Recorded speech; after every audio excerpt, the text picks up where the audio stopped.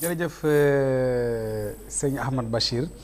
waxtaan wi dafa am solo ñi ngi sant baax sax di siyaare waa Amérique gépp ñi ngi ñuy topp ci jamono ji ñuy wax ak yéen ku ci mel ni sëñ Ablaye Samb di rakk ci sëriñ Cheikh Balla mi ngi topp jataay bi dëgg di ko rafetlu ñu ngi koy sant baax di ko siyaare ak mboolem ñi nekk bitim réew moo xam Italie France ñoom ñëpp ñoo ngi leen siyaare yaakaar naa ne li sëñ Ahmad Bachir wax laytaay li mooy li nga xam ne ni fi nga xam ne ni fa la nu jaar waaye si Yankhoba ba tey bu ñu demee ba mu nuru chantage ngir menaces yi nga xam ne ni am na ci communication ak information parce que léegi da ngay xool sax koo xam ne ni maanaam am nga benn jafe-jafe ak nit wala am nga benn malentendu wala benn réunion boo xam ne ni concerné wul woon loolu la fa yóbbu journaliste yi mbaa ñu yóbbu fa maanaam ñooy tasaari xibaar ya duñ ko jëlee comme information ñaar ñoo doon xuloo mbaa ñoo doon werante booba la ñuy gën a traité comme information que objectif ba nga xam ne moo leen fa yóbbu woon mu dem ba menace lay doon ci nit ki day tiit ci journaliste mu dem ba nekk sax maanaam raayalante ginnaaw ngir bañ ñu waxal la ci télé bi wala ci rajo bi wala ci internet bi loo xam ne ni mën na yàq lu bare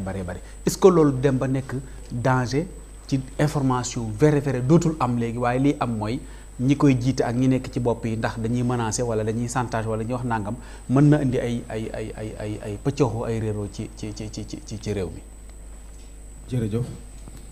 xam nga jotaay bi daal jàpp naa ni am na njëriñ ba noppi ndax man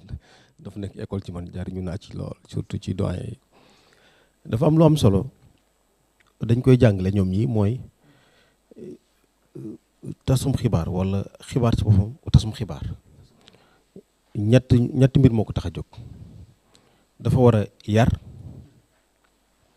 éduquer dafa war a informer dafa war a divertir mooy bànneexal nit ki tuuti jumtuwaay yi laa bëgg a wax bokk muy moyen de communication yi jëfandikoo wala li arab di wax wasaa'ilul i'laam xam nga ban moo ci jiitu man yar laay jiital éduquer bala ngaa ñëw sax ci informer wala informer éduquer ak divertir man dama naan éduquer d'abord parce que éducation bi moom la nit ñi commencé abandonné moom lañ commencé fàtte pourtant yàggul de xam nga dafay amoon média yu traditionnel yu ñu daan jëfandikoo rajo ak télévision boobu la mbiru jamono gënoon a yeex boobu la gënoon a stable itam léegi rapidité bi dafa waral yeneen moyens ñëwaat ngir mën a dëppoo ak ni jamono di dawee parce que rajo ak télévision surtout rawatina ni ñuy traité information dafa xaw a yeex dafa information bi di ñëwee fañ koy yóbboo ci rédaction ba bañ koy génne loolu dafa xaw a jël temps mooy li ñuy posé est-ce que presse écrite bi du dem ba jóge fi li ñëwaat ci révolution bu bees bi am mooy moyen technologique yi moo ko indi am na benn boroom xam-xamu américain boo xoon ni jumtuwaayu xibaar yu bees yi dafa nekk benn réalité stratégique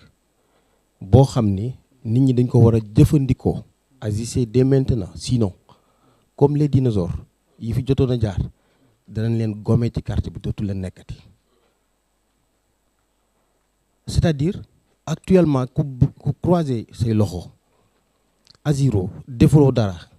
faste woo xànc ak morom ji ngir kenn du la raw ci jumtuwaay yu bees yi ak nii mu gaawee dañuy jaar sa kaw jàll da ngay mujj di consommer rek mais doo bokk ci ñuy produire ci loolu moo am fi ñu toll nii jullit ñi sëñ ji bi wax na fi ni OCI 2016 sëñ Ablaye Diop moo ko wax la ñu daje ci Jedda ngir di xool nan la ñu war a def xam nga lu ko waral 2001 ak 11 septembre bi ay avion naawee fële ci lu kenn mësul xalaat toj ay taax yi gënoon a kawe daanaka ci àdduna bi indi wëlbatiku gu am ci àdduna bi ku gaaw goo xam ne kenn mësu ko xalaati noonu mu mel ni léegi ñaari pôle am na yuy jàmmaarloo benn bi mi ngi ci du ma wax sax l'islam waaye mi ngi ci le monde musulman ak américain yi dafa tax léegi wàllu information amaat beneen importance bu capital bu bokkul sax ak ba mu njëkkoon a am man jàpp naa ne sax bii moo ëpp solo ba mu jamono amoon ci jamonoy guerre froide ba parce que jamonoy guerre froide ba moo tax satellite yi ñëw moo tax nit ñi daan dem ba ci weer wi moo tax ñu daan jongante ci lépp ngir wàllu information mais depuis guerre froide ba léegi nag bu ñu fàttaliku ni réew yi yàlla jox kàttan ak mën-mën doole ñu dominer àdduna bi ñoo ngi liggéey ci wàllu information y a aujourd'hui ce qu'on appelle la guerre de l'information nga xam ni réalité la stratégique kenn mënu ci dara c'est une guerre boo xam ni moo gën a stratégique moo gën a garaaw sax guerre yi ñu xam ni américains yi bi ñuy dem Irak dañoo jël seen char de combat yi dugal ci ay journalistes ñu ànd ak militaires yi sol ay tenue militaire comme seen jiyaay seen soldats yi di dem ngir di wuti information parce que information bi bu ko bàyyal ki ngay xeexal bu Al Jazeera waxee lii yéen tam wax leen lii CNN na wax lii nañ ko dindi léegi wala nañ leen jiitu ci information bi kenn du leen ko bàyyee donc dafa am benn ci loolu ay milliards de dollars la ci Pentagone di financer mi ngoog pour que kenn duñu jiitu ci information tey dañu naan information moo ëpp richesse moo ëpp daraja xiima sax jama information bi nga jot ci waxtu bi nga ko war a jote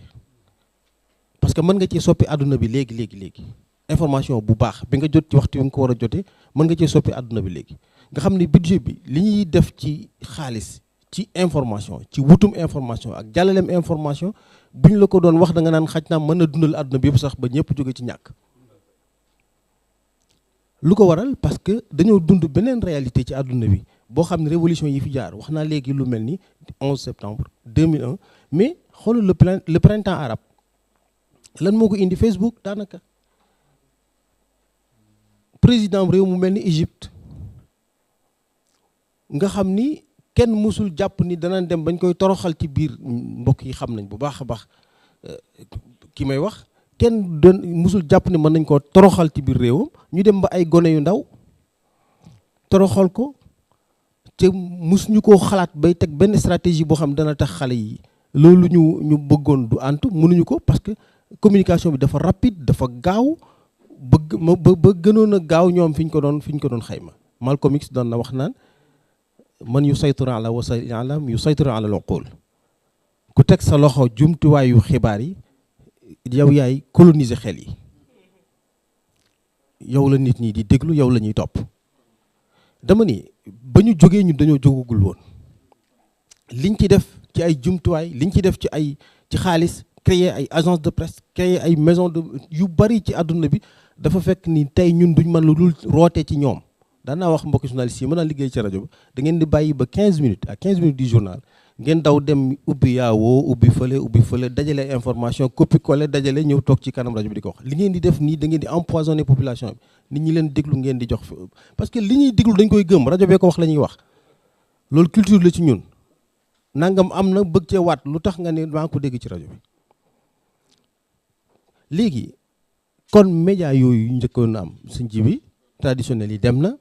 wala boog mi ngi fi ba léegi mi ngi jafndu waaye ak mujjëm kenn xamul fa muy lu ko waral luy firnde ji ca man jàpp naa ni àdduna bi nag baam dem ak dem la l'histoire se répète dañuy dem ak dellusi rek bu ñu bàyyee mbind mi danañ ci mujj dellusiwaat bu ñu bàyyee rajo yi danañ mujj créé waat ay rajo ci kanam l'histoire moom noonu la ab bul la buy tourné wante tey président bi yore réew mi gën a mag wala ëpp doole ci àdduna bi muy Donald Trump ci lan lay communiquer Twitter léegi jël na fi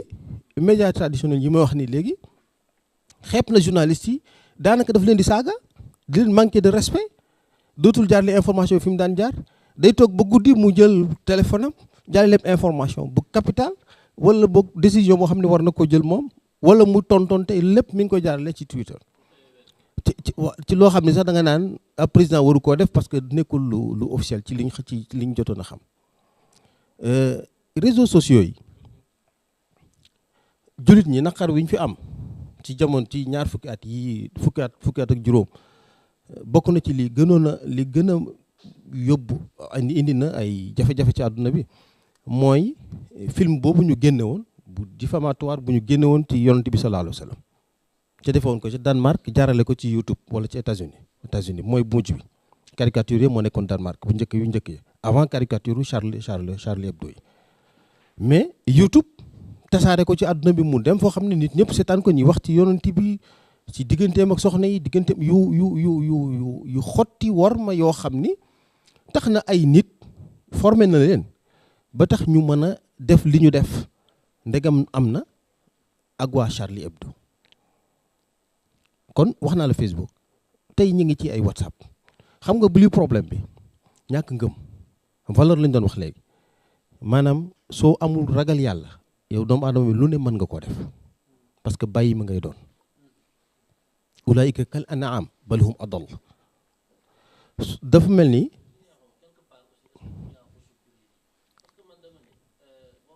Qatar xool Arabie Saoudi xool réewu naari li ñu yor ci xaalis ay pétrodollar lu dul jeex tey jii américains yi jël benn film boo xam ne boo doon seet peut-être ay 10 millions de dollars lay jar yu mel noonu kee mën a tey jii produire film kii la parce que comme ni nga wax c'est de bonne guerre monde communication kenn ku nekk da ngay mais lu tax ñun ñu takku taxaw di génne suñuy film di contre attaquer ak yu mel noonu voilà loolu mooy responsabilité bi lañ sentirul yëguñu ni am nañ responsabilité contrecarré ñële taxaw ci seen kanam jàmmarloog ñoom Qatar gii nga tudd nii li muy financé ci information xool Al Jazeera tey bëj mi ngi ci sport bi sax Arabie Saoudite jóg na moom it créé benn chaîne ci wàllu sport boo xam ni dara ngir gàllankoor Qatar ak Al Jazeera fi ñu toll nii parce que bokk na ci problème yi xew diggante Arabie Saoudite ak Qatar fi ñu toll nii mooy problème mu information problème Al Jazeera parce que jàpp nañ ni la amoon Égypte am feneen ak feneen bokk na ci li ko xamb li ci sotti pétrole mooy Al Jazeera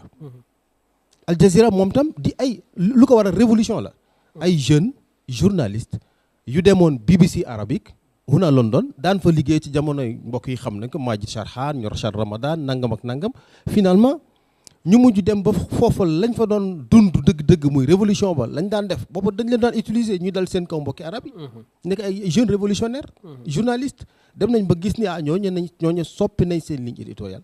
ñu wëlbatiku far Al Jazeera tàllal leen loxo ñoom ñëpp ña nga fa actuellement ñu baree ci ñoom ña nga fa ay benn dem nañ tey Sira Alouni jàpp nañ ko fële Espagne Youssouf Fouda far na démissionné parce que moom tam nee na ligne rédactionnelle bu Al Jazeera dafa arrangé tu ko ma nga fële ca Égypte di fa créer boppam ak émission bi mu yoroon surtout ci Al Jazeera Sirri lil Ghaya top secret daan ci génn nekk émission bu am solo boo xam ni c'est-à-dire li ma bëgg wax rek mooy lii aujourd'hui Qatar def ci wàllu information moom tam ba raw ci réew yi arab yi moo leen dominé waxuma sax réew yi arab yi actuellement Al Jazeera dafa nekk daanaka benn organe médiatique boo xam ni sur le plan international bokk na ci yi nga xam ne booy wàññi moo cay jiitu wala moom moo cay tegu ba ci anam yëpp mais ci ban domaine la ko utiliser léeg-léeg daf koy utiliser pour détruire ay mbokki naaram mais defu ko pour jàmmaarloo ak beneen xutbu bi c'est-à-dire beneen pôle bi nekk ci kanamam donc am nañ moyens yi am nañ jumtuwaay yi am nañ expertise bi am nañ lépp mais jëfandikoo wuñ ko pour défendre li ñu moom défendre suñuy waa sacralité wala suñuy patrimoine xaw ma lan laa ko mën a tudd wala ndonali tey nag li doy waar bu ñu ko wàccee fii ci biir réew c'est-à-dire ñàkk a sentir responsabilité boobu daf ñoo dal ñun ñëpp parce que li may faral di wax rek daara jiñ fi bàyyi mooy suñu problème Sénégal moom dara jigu ko lu dul dundal daara ak suqali ko parce que rus sa sëriñ sax ci la bokk nangam duma ko def bu ko sama sëriñ yégee ma dee ci waxin bala ngaa dugg ci dara xam ne ab jullit nga d'abord loolu la iranien yi amee fulla ba tey tax ku taxaw ñu taxaw dem toog ci réunion nii bu biteelu sàngara ba la wàccul du ma toog ci taabal ci parce que dëppoowul ak samay valeur jigéen ñëw di la jox loxo nga du ma ko jox loxo dëppoowul ak samay valeur ñu di la saboter ka xas ba mujj ñu nangul la ko am complexe far sa kanam nit ki day imposer boppam imposer ay gëm-gëmam mais journaliste la dem ci ab maison de presse ba pare am complexe su wane sa diine bu ñu génnee di jël pause sax boo demee lu nit ñi naan nga naan ko pour bëgg ñu tuddee les journalistes wala yow yaay professionnel loolu mooy manque d'éducation bi wala complexe bi ci nekk wala fàtte yàlla ci mbir mi muy ragal yàlla gi yonent bi sallallahu alayhi wa sallam dafa wax xadis bu am solo ci wàllu information bii ñuy wax ni niñ koy traité ak niñ koy diffuser ca dañ ko war a delloosiwaat Anas moo ñu ko nettali yonent bi sallallahu alayhi wa sallam wax ni at-ta'anni min Allah wala ajalatu min ash-shaytan teey ak lu ñëw nga càmbar ko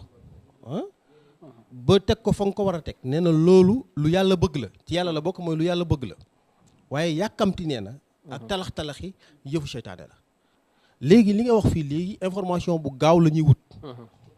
jël nañ xadis yonent boobu teg ko fële kenn teyeetu léegi ci parce que rapidité bi mooy man maa njëkk a def information li ñu tuddee buzz nag dama naan xool leen Sénégal bi ñu commencé ak réseaux sociaux yi YouTube bi ni ñu koy utiliser ak Facebook ak leneen am na fi ay famille yu ñuy détruire parce que nit mooy na yàlla waaye defoo ko ca mbedd ma xaj na ci biir kër ga la ko defee mën na am ci bureau ba la ko defee du ma gën a leeral ndax day mel ni kon da ngay tudd nit làqatu ca fenêtre xanaa kooku romb na te jasus yor ab portable parce que jumtuwaay bi am na léegi filmer ko génn dugal ko ci réseaux sociaux yi kër ga tas na waaja dem na yoonam famille ba daanaka kenn ku ci nekk xaru moo la gënal mënatuloo dëkk ci quartier bi parce que am na ku diffuser information bu mu warul woon a jàllale xotti na war may nit yàq na ab deram am na bakkar boo xam ni xamutul moom fan lay yem parce que responsabilité bi mooy lan film bi nga dugal ci YouTube yow mënatuloo ko effacer yow mi ko fi dugal te bu subaa na ngay dee bakkar ba di la fa fekk ba kañ la film bay génn lu ko nit ñi gën a seetaan luñ ko gën a multiplier bakkar ba di la fa fekk yow effectivement la Yonent bi sallallahu alayhi wasallam waxoon ni bu fi nit jógee lam liggéeyoon dog na ba mu des ñett waaye lañ na wax ci sadaqa jaariya man damaa yaakaar ni oustaz maasiya jaariya itam am na yooyu mooy yi ñu sonal kon il faut ñu jàngal nit ñi waxuma sax diine pour diine waaye diine ngir defar askan wi ngir parce que loolu lépp diine doo nga ko mën a sàmm conscience bi oustaz doon wax ak clause de conscience bi yëpp xam lan mooy ragal yàlla ba boo tëjoo bëgg a def dara ne lii duma ko def parce que lii dafa xaram li fekk mënuñoo yegg ci loolu journaliste bi mënut a am njëriñ ci réew mi day yàq rek maa ngi jéggulu yàpp naa ne jërëjëf sëñ Yankhoba ñu gërëm ko bu baax yaakaar naa sëñ Jibril xaw ma ndax dina dellusiwaat ci kii dama bëggoon wax nag benn responsabilité bokk na ci li waral yiy xew itam parce que jamono ñu itam boo xoolee am na ñu utiliser réseaux sociaux yi effectivement pour des fins peut-être politique di attaquer ay nit am na ñu ko utiliser aussi pour wax seen soxla loolu nag ñaari mbir arab yi dañaa wax naan al kabtu yujibul infijar nit ñi boo leen tëjee naj leen mayoo leen ñu wax ñi fi tas xibaar ñëpp nga fexe bañ doon say xarit noppiloo ñenn ñi nit ñi moom danañ am fuñ jaar pour wax effectivement danañ créer seen média yi bopp di wax kon li gënoon mooy nit ñi nga may leen liberté ñu exprimer wu liberté d'expression bàyyi rajo yi ku ci bëgg libre mu libre bàyyi télévision yi ku ci bëgg libre mu libre parce que loolu mooy tax réew mi am jàmm nit ñi wax seen xalaat mais bu fekkente ni ñoom ñëpp dañoo ànd nekk benn lëkkaloo nit ñi moom danañ seeti parce que li xew ci réew mi nag mooy opposants yi waxatuñ wala ñëwetuñoo wax ñi ñu tudde woon nu mu tuddati civil société civile ñu ci bare bare ci ñoom dem nañ fekk buur yi ñii noppi nañ waaye léegi kan mooy waxal askan wi ñooy waxal seen bopp léegi askan wi ñooy waxal seen bopp man waxuma dimbali nguur gi dafa arab dafa dagan na baax na gis lu baax da nga war ne lu baax ngi nii waaye ku am lu la naqar itam da nga koy wax fan nga koy waxee léegi da ngay dem sa page Facebook wala da ngay def sa live tey jii léegi nag bu yàggee tuuti nga gis ni am na audience nga tudde ko télévision effectivement ñii di saaga ñii di xastante ñii di def neneen pour wax kenn du ko tëj dañ koy bàyyi mu génn moom doxayam boo ko tëjee mu jaar foo bëggul dëgg la jërëjëf sëñ Yankhoba ñu gërëm ko yaakaar naa ne def na